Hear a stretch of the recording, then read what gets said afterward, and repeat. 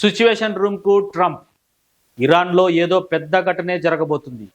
Video చివరి వరకు చూడండి. Please like, share and subscribe. పశ్చిమాసియాలో తమ కంట్లో నలుసుగా మారిన ఇరాన్లో అమెరికా, ఇజ్రాయెల్ ఏదో పెద్ద సంచలనమే చేయబోతున్నాయి. ప్రపంచంలో అగ్ర రాజ్యాలైన 7 దేశాల G7 సమావేశాన్ని అమెరికా అధ్యక్షుడు ట్రంప్ అర్ధాంతరంగా వీడారంటేనే పరిస్థితి ఎంత తీవ్రంగా ఉన్నదో తెలిసిపోతుంది. తాజాగా ట్రంప్ కెనడా నుంచి G7 సమావేశాన్ని వీడి నేరుగా వైట్ హౌస్లోని సిచ్యువేషన్ రూమ్కు వచ్చేశారు. దీంతో తన వద్దనున్న అత్యంత శక్తివంతమైన ఆయుధాలతో ఇరాన్ భూగర్భ అణు కేంద్రాలను ధ్వంసం చేసేందుకు ట్రంప్ ఓకే చెప్పారని అనుమానిస్తున్నారు. అదే జరిగితే ప్రపంచంలో పెను సంచలనమే.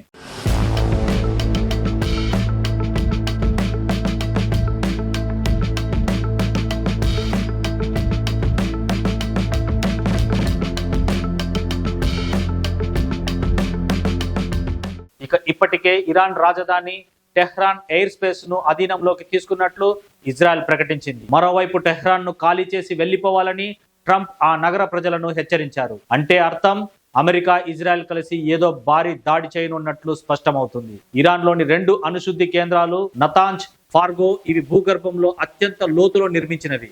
3 రోజుల నుంచి దాడులు జరుగుతున్నా ఇరాన్ అణు కేంద్రాలకు పెద్దగా నష్టం వాటిల్లలేదని అంతర్జాతీయ అణుశక్తి సంస్థ అధిపతి రఫాలే తెలిపారు. నతాంజ్, ఫార్గోలను చాలా లోతులో నిర్మించారు. వీటిని పేల్చివేయాలంటే మామూలు విషయం కాదు. అందుకే GBU-57 బంకర్ బ్లాస్టర్ బాంబులను బయటకు తీస్తుంది అమెరికా. ఇవి అత్యంత భారీ శ్రేణి బాంబులు. బంకర్లను సైతం పేల్చగల సామర్థ్యం వీటి సొంతం.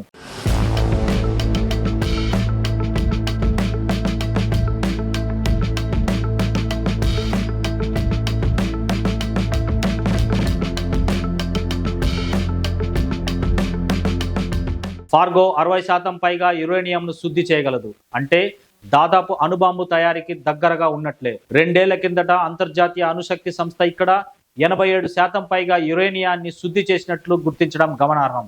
అంటే 90% అణుబాంబు తయారీకి దగ్గరగా ఉన్నట్లేనని చెబుతున్నారు.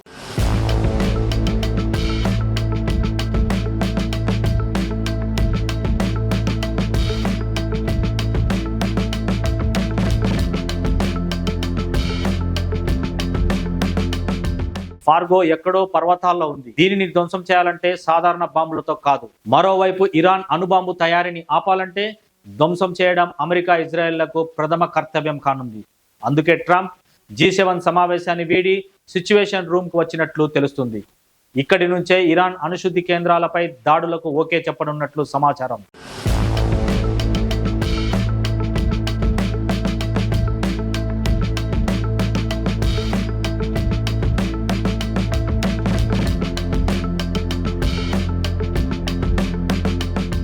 GBU-57 అనేది 20 అడుగుల పొడవు ఉంటుంది.